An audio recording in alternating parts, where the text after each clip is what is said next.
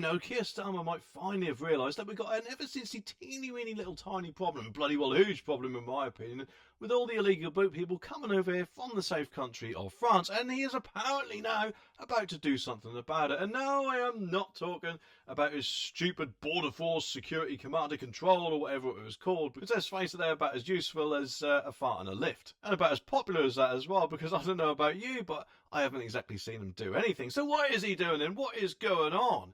Well, apparently, according to this article, it says that a migration bombshell, as Keir Starmer tries, apparently, to strike a swap deal with France. This does not sound good, that word swap, does it? Because remember, these people shouldn't even be here in the first place if they're coming over here illegally from the safe country of France. So why should we have to swap anything? But apparently London and Paris are working on a pilot scheme that would later be expanded to an EU-wide deal. Oh, great. I can just see this hit us like a massive avalanche, which will not, unfortunately, in my opinion, be in our favour at all. Although, you know, admittedly, I could be wrong, although I don't really think I am. But it says channel migrants could be sent back to France if the UK agrees to take legitimate asylum seekers under a mooted new deal. Now, if they are legitimate asylum seekers, then presumably wouldn't they have filled in our points-based form, gone through any criminal records checks and things like that to get into the country legally? If they've done all that, why would they be on a boat paying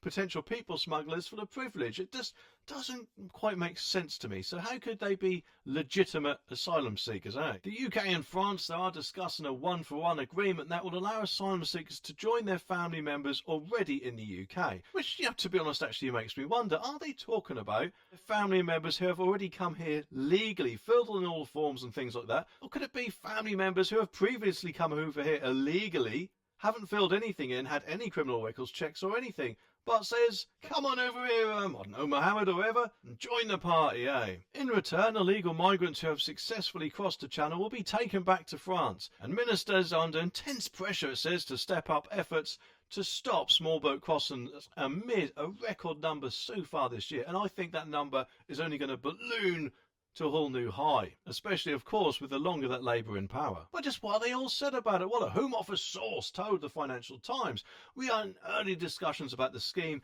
which would see a small number of migrants return to France in exchange for us accepting others, probably a lot higher number, even though it did say 1-to-1. Although admittedly, I'm just guessing with that. In line with what we have discussed about prioritising family reunion. And France's Interior Ministry confirmed that the country was in negotiations with the UK about an agreement to take back some irregular, they call them, migrants who crossed the channel.